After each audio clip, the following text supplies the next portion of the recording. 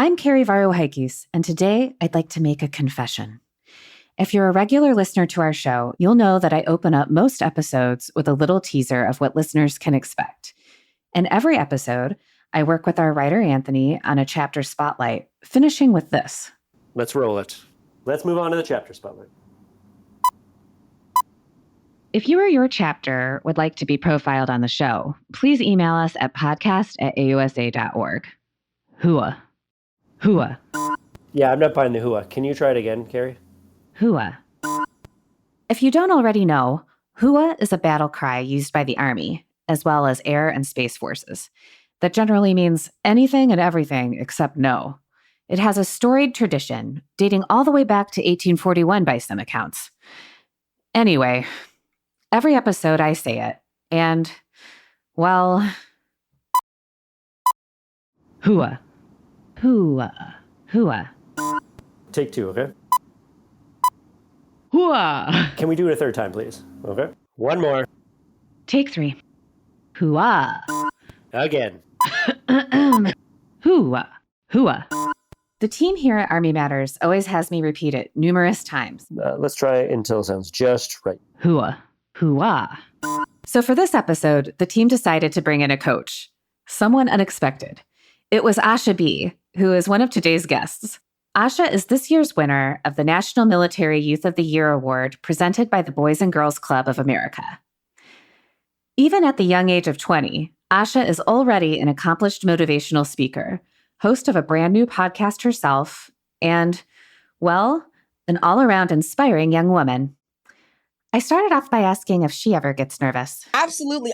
Before I say a speech, a lot of people think I look like I'm going to throw up.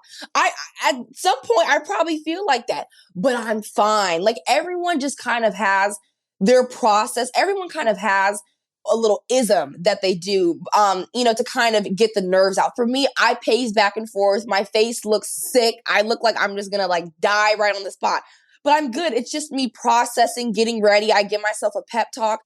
After Ahsha shared with me a story about the time she froze in front of an entire auditorium of people, I started to realize what my problem was. You deserve to be here. And I'll give you my perspective. I'm feeling a little bit like a poser because I was not in the military myself. And I'm trying to say this Army hua. Yeah, I understand because that's how I felt for a while with. Yeah.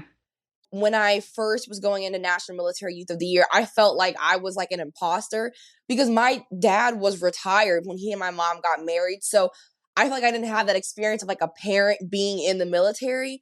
But don't discount yourself.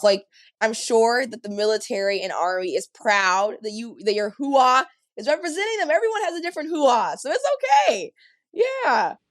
That actually made me feel a lot better. I am part of this community, right? So you deserve to be here, and you got it. It's no sweat.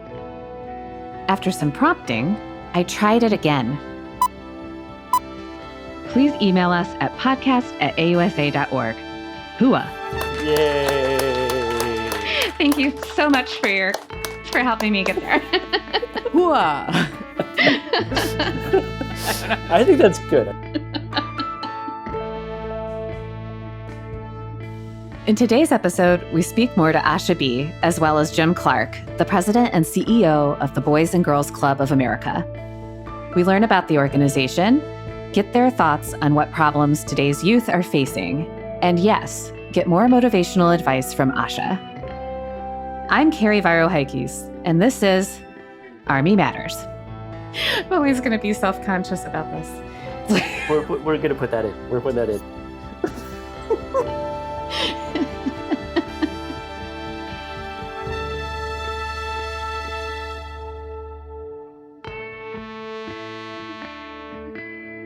Ahsha, where are you from while you're hooking that up? Where are you from originally?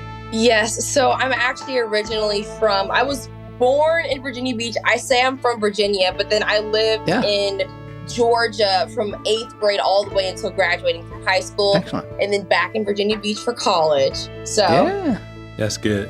I was stationed at Fort Eustis for 4.5 years down there. So wow. Yeah, my son went to school down at Woodside. Yeah.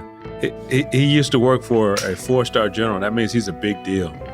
Dan Dailey is a big deal. Well, it is an honor. I just want to be like him one day.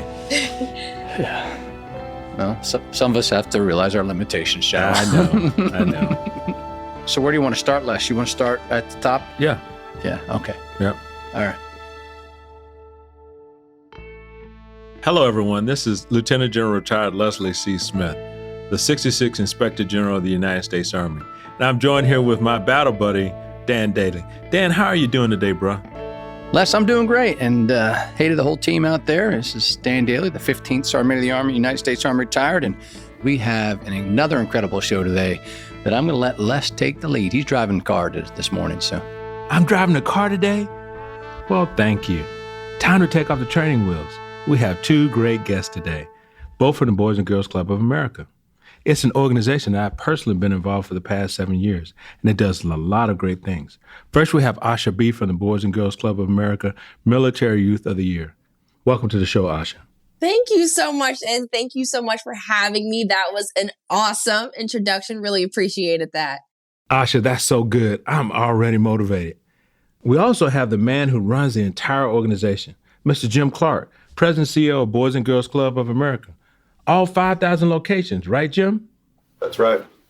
And 4.7 million young people? Getting close to that. Well, Jim, thanks for joining us today. Well, it's great. Thank you, Les. And Dan, thank you for having us on today and looking forward to a robust conversation. So, Ahsha, let's start with you. How did you first discover Boys and Girls Club of America? Yes. So basically, it was my sophomore year of high school. And so I was in an organization called Future Business Leaders of America. FBLA. FBLA.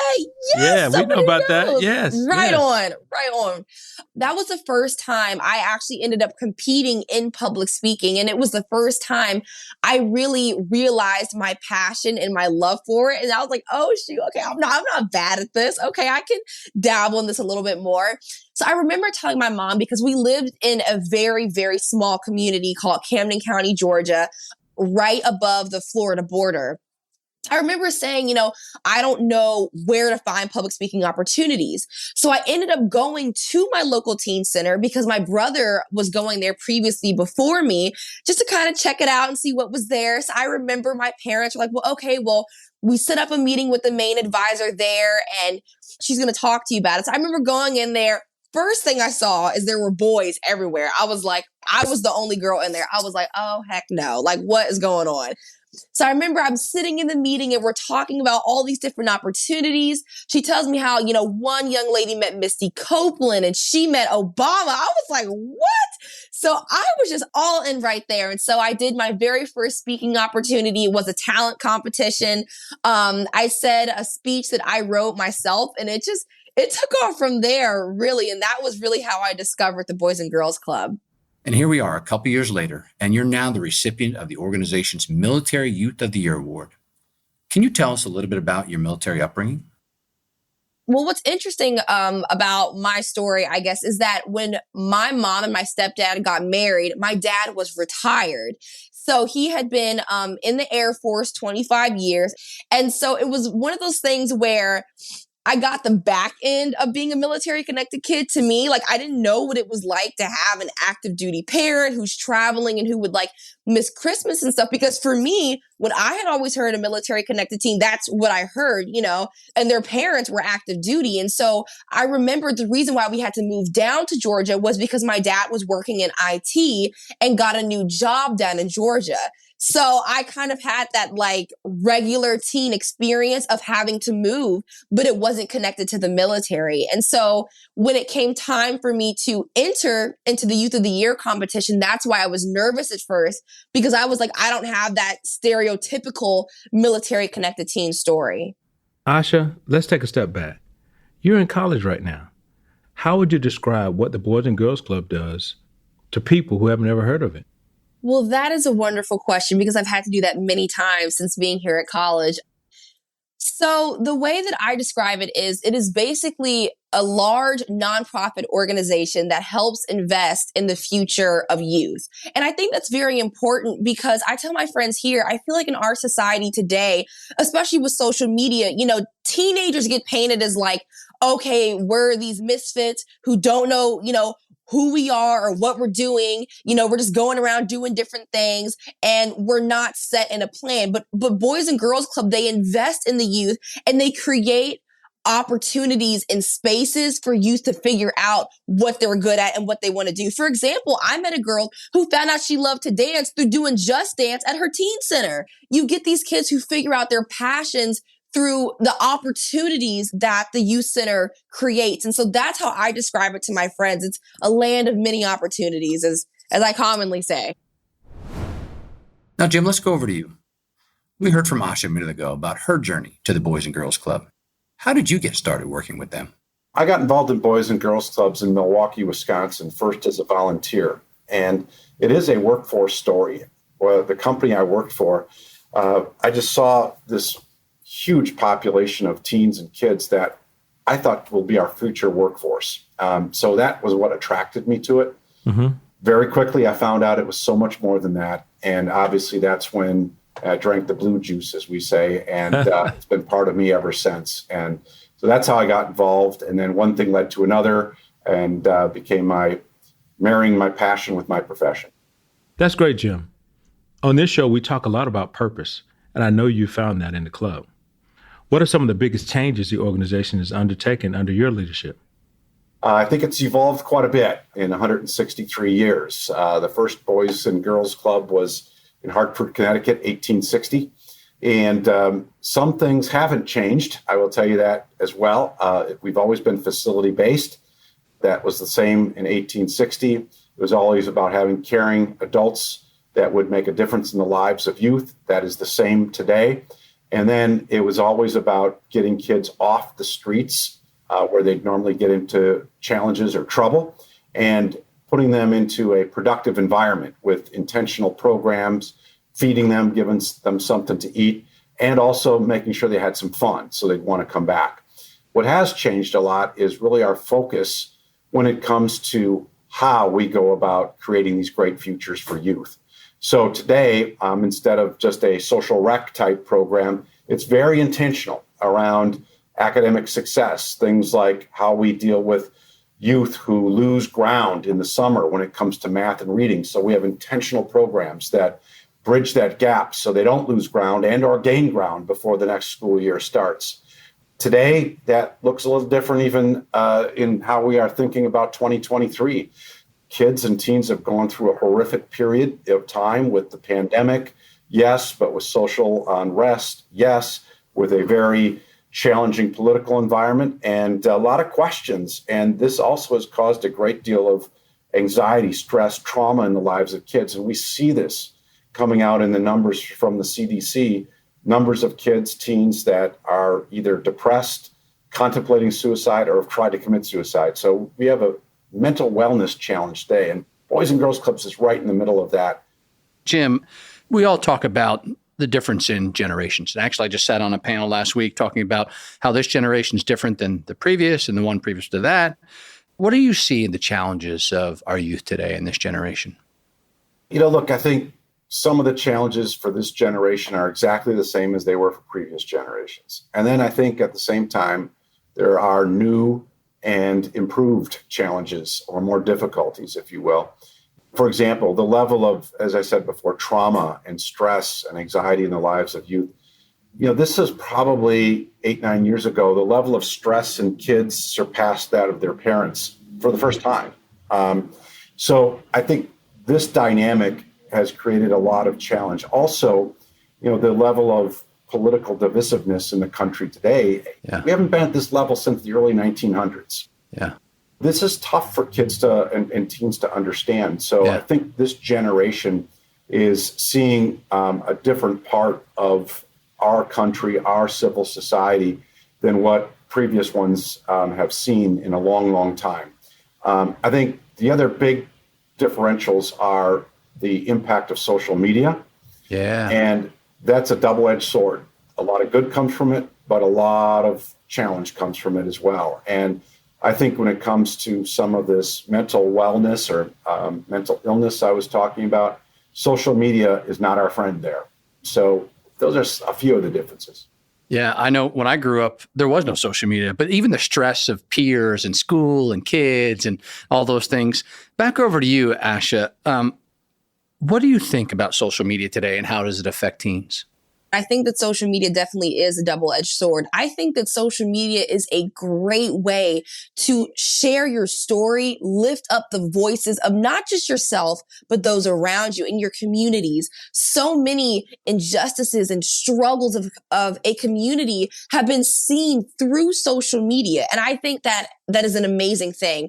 But I also think that social media has also torn us down a lot as a culture in terms of being able to hide behind a screen, but tear somebody else down. That has power in our culture. The fact that I can tear you down, but you don't see my face. People will wake up in the morning and the first thing they check is social media. What are we putting out there? And then again, obviously I struggled with this immensely in middle school is comparison, comparing my body, my hair, what I have, my life to different girls around me. And it made it worse if, for example, if I'm wanting to work out or eat better or travel more, and I see there's a girl that's younger than me on social media doing all that, then I'm like, well, what am I doing with my life?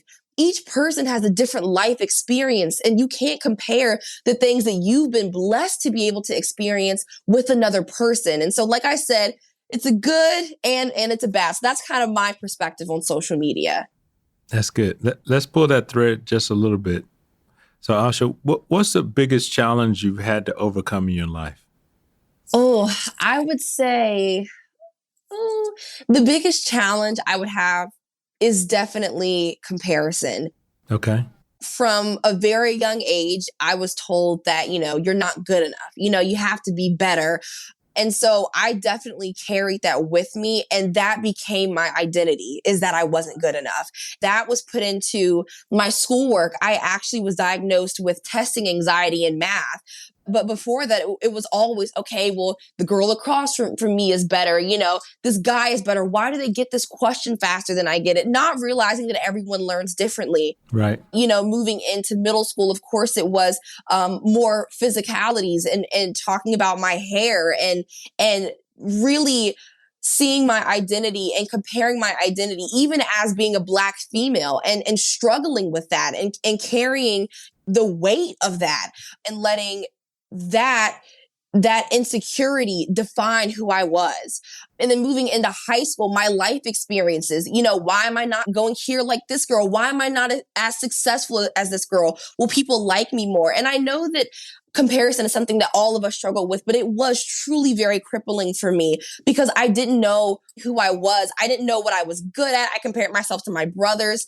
So it was a big struggle for me, but the Boys and Girls Club really helped, lift me out of that and show me that everyone is authentic and everyone is unique and everyone has different struggles and battles that they face. And that has value to that person. And so that is an insecurity that I face and how I've kind of overcome it. We've got to take a quick break, but we'll be back in just a minute with more from Jim and Ahsha. Join AUSA, the Army's premier professional association and host of the largest land power exposition in the United States. AUSA is open to everyone, including all ranks and components. So whether you have a relationship with the U.S. Army or simply want to honor those who serve, you can learn more at ausa.org/join. So, Ahsha, one of the things we're always talking around here is propensity to serve.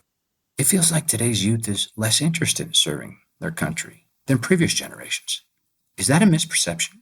Well, I think that it's split. I think that really in every generation, you're always going to have kids that want it. You're going to have kids that want to give back to their community, that want to make a difference, and that want to share that with those around them. And so I do think, especially social media, I think that has helped us, really advocate for service. And I think one thing that's making a big comeback is really the service to your community.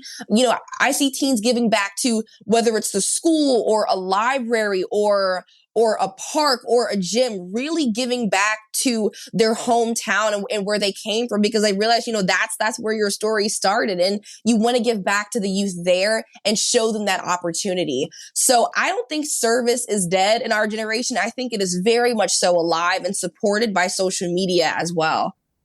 And I'm glad you said that, Ahsha, because as a uniformed service member for my entire adult life, 31 years, I don't view service as you have to wear a military uniform. Absolutely. You could be a school teacher and serve. You could be a nurse and serve. You can be a professor. I think people who go to work and work hard for this country every day serve this country. Absolutely. So I'm so glad that you said that. Me too, Dan. Now, you've mentioned, Ahsha, that your stepfather and stepbrother both serve. Can you give us a couple of things that you learned from them and helped you develop into the leader you are today?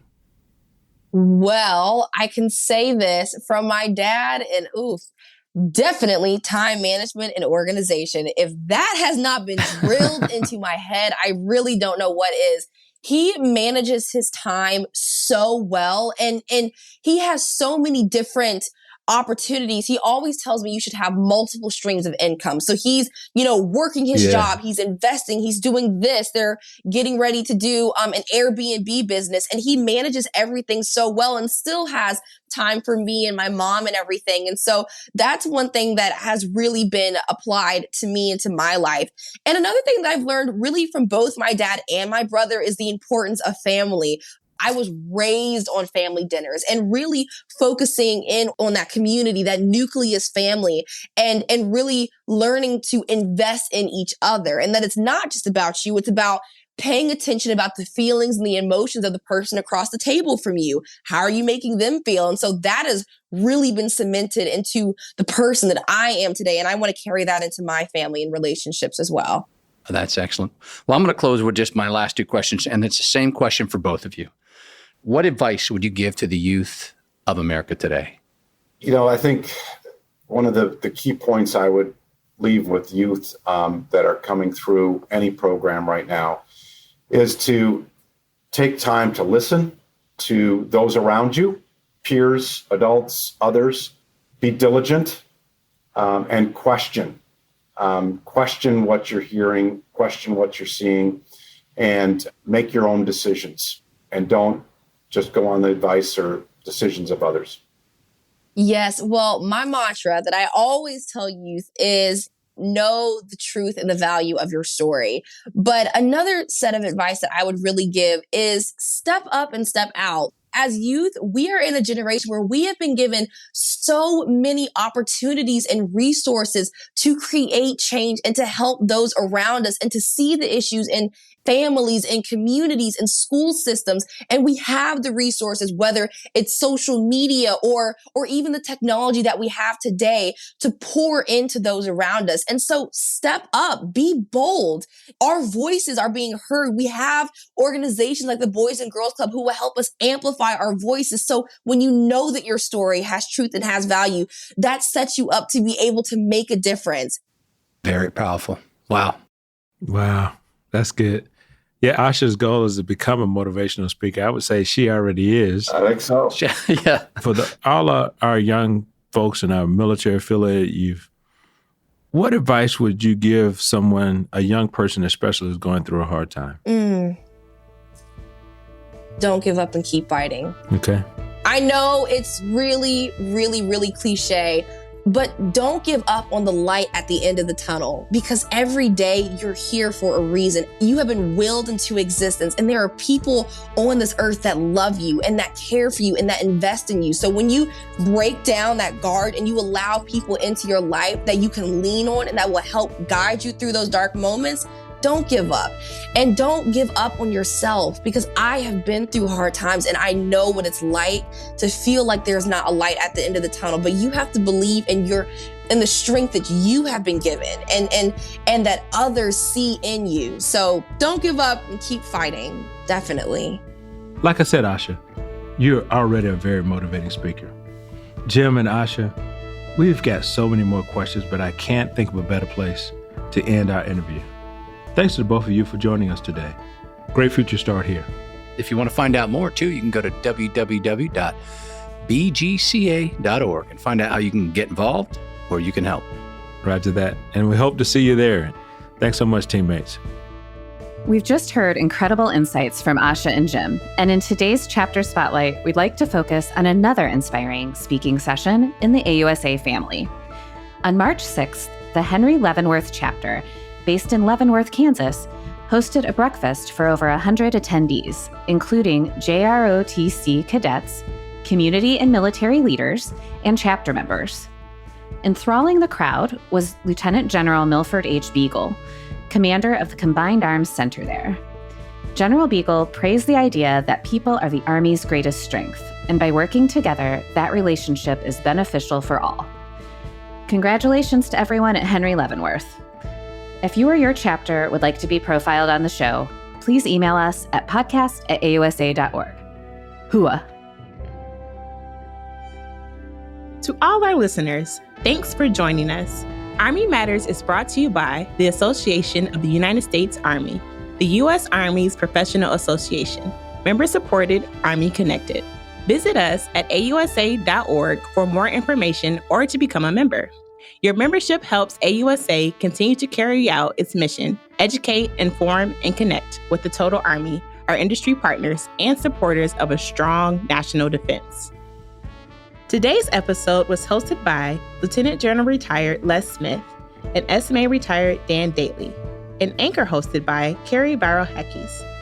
Anthony Del Call is the producer and writer, and Andy Bosnack is the supervising sound editor. Unzinga Curry is the executive producer, and the senior producers are Carrie Barrow-Heckes and LaSharon Duncan. Special thanks to Lauren Hall and Terry Perriman for their help. Be sure to subscribe to Army Matters wherever you get your podcasts, and please leave a review. As you know, we love seeing stars in the Army, especially if it comes in the form of a 5-star review. AUSA's Army Matters podcast primary purpose is to entertain. The podcast does not constitute advice or services. While guests are invited to listen, listeners, please note that you're not being provided professional advice from the podcast or the guest. The views and opinions of our guests do not necessarily reflect the views of AUSA.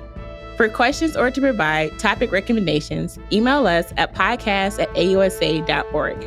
I'm LaSharon Duncan. Hope you have a great Army day. Hooah!